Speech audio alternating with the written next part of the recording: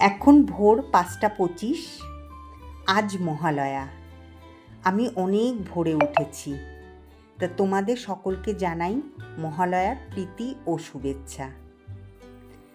আজ থেকে পিতৃপক্ষের অবসান হলো আর শুরু হলো দেবীপক্ষের। কিন্তু কি বলতো, আকাশটা দেখে না আমার খুব মনটা খারাপ হয়ে গেল। মেঘে একদম ভরা, শরতের আকাশ কি সুন্দর নীল হবে। আর এদিকে দেখো, পূর্ব দিক থেকে সূর্য উদয় হচ্ছে, কি সুন্দর লাগছে তাই না? ভোরের দৃশ্য সত্যিই খুব মনোরম হয়। তা আমার সাথে সাথে তোমরাও দেখে নাও সূর্য উদয়টা। শঙ্কর এদিকে গাড়ি বের করে নিয়েছে, কারণ তর্পণ করতে যাবে, তা সেই জন্য গাড়ি বের করে ও দাঁড়িয়ে আছে।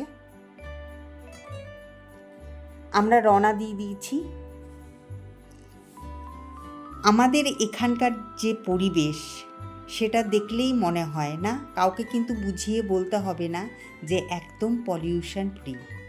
সত্যিই তাই, এখানকার পরিবেশটা মানে এত সুন্দর। আর ভোরের পরিবেশটা তো আরও ভালো লাগে, একদম শান্ত নিস্তব্ধ, খুব ভালো লাগে।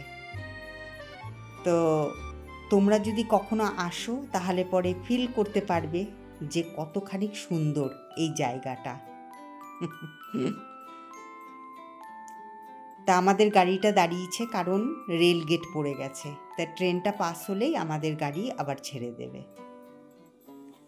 তা আমরা পৌঁছে গেছি এখন বড় নদীতে। মানে এই নদীটার নাম হচ্ছে বাছড়া নদী, বাছড়া। তো কত লোক এসছে, তা দেখো গাড়ি দেখেই বোঝা যাচ্ছে কত গাড়ি, কত স্কুটি এখানে সব দাঁড়িয়ে আছে। তা সব লোকজন ছড়িয়ে ছিটিয়ে আছে বলে বোঝা যাচ্ছে না, কিন্তু অনেক লোক এসছে কিন্তু তর্পণ করতে। তা আমি নদীর সামনে চলে এসেছি একদম। তা নদীর জলটা কমে গেছে, কারণ কি বলতো, এখন তো বৃষ্টিটা অতটা হচ্ছে না, তা সেই জন্য নদীর জলটা কমে গেছে, কিন্তু স্রোত কিন্তু খুব আছে। আর দেখো ওই যে আমি তোমাদের দূরে দেখাচ্ছি, ওটা হচ্ছে কাশবন। ভেবেছিলাম যে কাশবনটা অনেকটা কাছে হবে, কিন্তু কি বলো তো, অনেকটা দূরে, তা সেই জন্য মনটা খারাপ হয়ে গেল। তা দেখো এদিকেও কিন্তু কত গাড়ি দাঁড়িয়ে আছে, তাই না? আর এদিকে শঙ্কর যাচ্ছে হচ্ছে ধুতি পরতে, কারণ জামা প্যান্ট পরে তো আর তর্পণ করতে পারবে না। তা এদিকে রেডিও হয়ে গেছে শঙ্কর, ওদিকে দাদা ভাইও রেডি হয়ে দাঁড়িয়ে আছে, কারণ পুরোহিত মশাই উনি আরেকজনকে করাচ্ছেন তর্পণ, তা সেই জন্য ওয়েট করতেই হবে একটুখানি। আর এদিকে দেখো এই গাছটার মধ্যে না কত কাক, এই দেখো উড়ে উড়ে যাচ্ছে সব।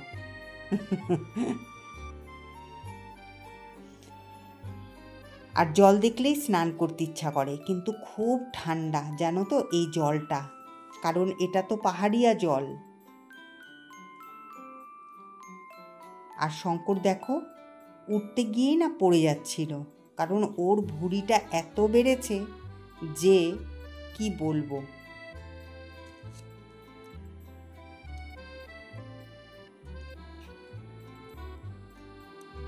তো এখন শঙ্কর আর দাদা ভাই তর্পণ করছে। আর পেছনের দৃশ্যটা দেখো কি সুন্দর তাই না, কত ভালো লাগছে। আর এদিকে দেখো একটা জবা ফুল নদী দিয়ে ভেসে যাচ্ছিল, তা আমি সেটাকেই ক্যাপচার করে ফেললাম।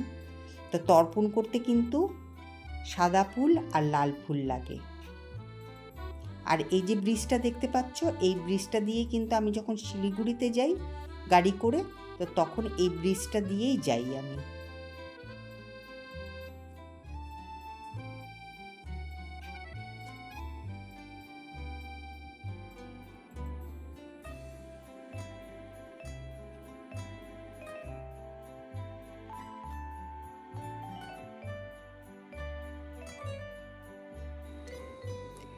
দেখতে দেখতে শঙ্কর আর দাদা ভাইয়ের তর্পণ করাও শেষ হয়ে গেছে। তাই এখানে দাদা ভাই আর শঙ্কর দুজনে মিলে মোমবাতি আর ধূপকাঠি ধরিয়ে দিচ্ছে, কারণ তর্পণ করার পর তো মোমবাতি আর ধূপকাঠি ধরিয়ে দিতে হয়। আর দিদিভাই এখানে দাঁড়িয়ে আছে যে সব কিছু নিয়ে, তোয়ালে টোয়ালে সব কিছু নিয়ে, কারণ দাদাভাই তো একদম ভিজে গেছে না, তো কারণ ওদেরকে স্নান করতে হয়েছে। তা আমিও এদিকে দাঁড়িয়ে আছি, ভিডিও করছি। আর এত হাওয়া চলছে যে মানে কিছুতেই মানে কি বলবো, ধূপকাঠি আর মোমবাতি জ্বলছিল না। তা যাই হোক, অনেকটা কষ্ট করে ধূপকাঠি আর মোমবাতি জ্বালিয়েছে।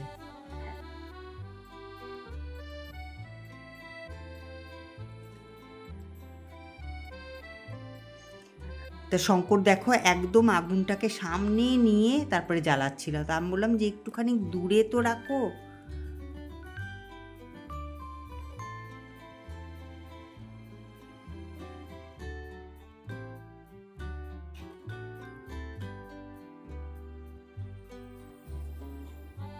শঙ্করের এবার নিয়ে দুবার হলো তর্পণ করা।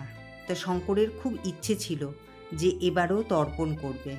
তা সেই জন্য আমি দিদিভাইকে বলেছিলাম যে দিদিভাই, তোমরা যখন যাবে আমিও কিন্তু তোমাদের সাথে যাব, কারণ শঙ্কর এবার তর্পণ করবে। তা সেই জন্যই আমি, দিদিভাই, দাদাভাই সব চলে এসেছি। আর এরকম সকাল সকাল না, এরকম ঘুম থেকে উঠে যদি বাইরে বেরোনো যায় আর বাইরের যে হাওয়াটা লাগলে পরে না খুব ভালো লাগে, সত্যিই তাই। কিন্তু কি বলতো, ওই যে উঠতে গিয়েই তো অলসতা। শঙ্কর কিন্তু বলে যে চলো মর্নিং ওয়াকে যাই। যখন রাত্রে ঘুমাতে যাই তখন বলি হ্যাঁ যাব, মর্নিং ওয়াকে যাব। কিন্তু কি বলতো, যেই নাকি ভোর হতে শুরু করে তখন আর উঠতে ইচ্ছে করে না। তাই এদিকে এখন যাওয়ার জন্য প্রস্তুতি চালু হয়ে গেছে। আর এদিকে দেখো একের পর এক লোক এসেই যাচ্ছে এখানে তর্পণ করতে। তা তোমাদেরকে আমি বাছড়া নদীটা, এই দেখো নদীটা কিন্তু অনেকটা, এই যে আমরা কিন্তু নদীর প্রায় মাঝখানেই দাঁড়িয়ে আছি। এতদিন এইদিকে পুরো জল ছিল, কিন্তু এখন জলটা অনেকটা কমে গেছে।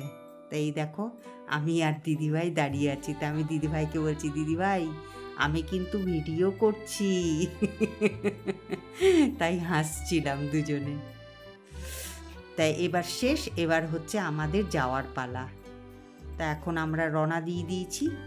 তাই আমি বলছিলাম যে তর্পণ তর্পণ, ব্যাস তর্পণ শেষ হয়ে গেল, মহালয়াও শেষ হয়ে গেল। এবার ব্যাস হাতে গোনা আর কয়েকটা দিন, এরপরে পুজো, সেটাও শেষ হয়ে যাবে। তা শঙ্কর বলল যে চলো চা খেয়ে তারপরে আমরা বাড়িতে যাব।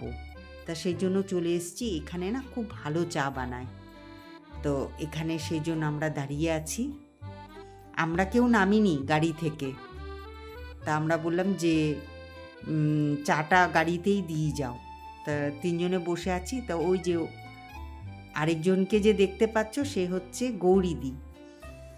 তা গৌরীদিকে বললাম, গৌরীদি তোমাকে না বলেই কিন্তু ভিডিও করে নিলাম। আর দেখো যে চাটা কেমন, চাটা গৌরীদির কথা শুনুন।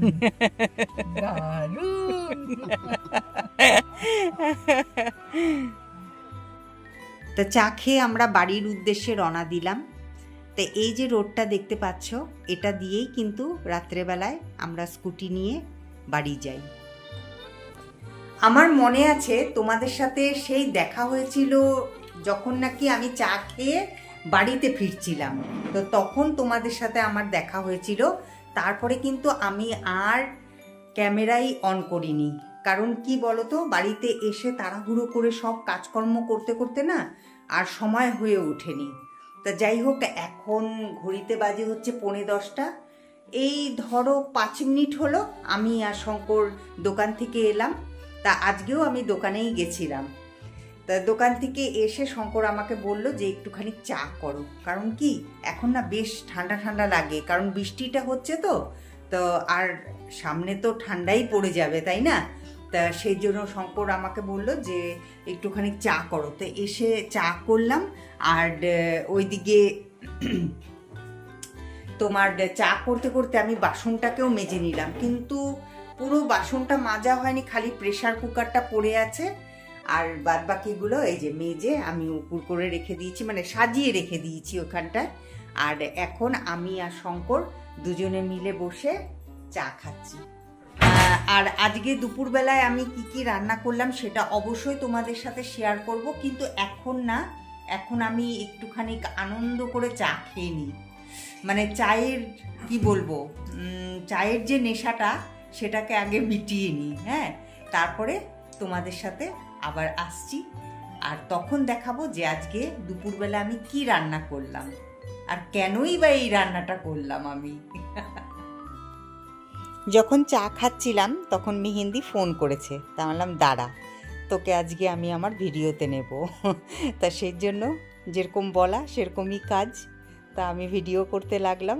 তা মেহেন্দি ওই দিক থেকে ওর বাবার সাথে কথা বলছে, তা আমিও কিছুটা কথা বললাম ওর সাথে।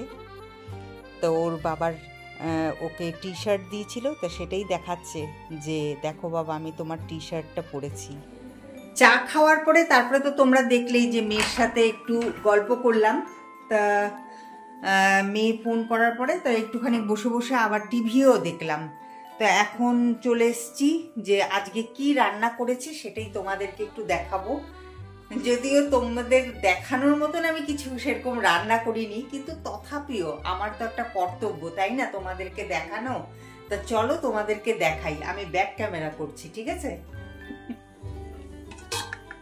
তো এখানে দেখতেই পাচ্ছ যে আজকে খালি এই যে চাল কুমড়োর তরকারি করেছি আর করেছি ভাত, ব্যাস এটাই রান্না করেছি। এর কারণও তোমাদেরকে বলছি। প্রথমত আজকে তো মহালয়া, তা সেই জন্য নিরামিষ খেতে হয়। আর দ্বিতীয়ত হচ্ছে আজকে শঙ্করের নেমন্তন্ন ছিল, ব্যাস আমি সুযোগ পেয়ে গেছি। তো সেই জন্য ভাবলাম যে নিজের জন্য আর কি রান্না করব। তা সেই জন্য আজকে খালি চাল কুমড়োর তরকারি, ভাত আর সাথে দই, ব্যাস। আমার খুব ভালো লেগেছে আজকে খেয়ে, হ্যাঁ। আর চাল কুমড়োর তরকারি তো আমি খুবই ভালোবাসি। তো যাই হোক, তবে রাত্রেবেলাও কিন্তু এটাই আছে। তা আমি শঙ্করকে বললাম আজকে যখন নেমন্তন্ন খেয়েই এসছো, তা এটা দিয়ে আজকে খেয়ে নাও। তবে শঙ্কর কিন্তু মানা করেনি। তো যাই হোক, তা এখন আমি আর শঙ্কর আজকে ডিনারটা করে নেব। তা আজকে তো সেই সকাল ভোর থেকে তোমাদের দেখিয়েছি যে আজকে তোমাদের সাথে ছিলাম আমি, ঠিক কি না বলো। তা এখন আমি আমার ব্লগিংটা এখানেই শেষ করছি। আবার দেখা হচ্ছে একটা নতুন ব্লগের সাথে আর তোমাদের সাথে, ঠিক আছে। চলো টাটা, গুড নাইট, ভালো থেকো, সুস্থ থেকো।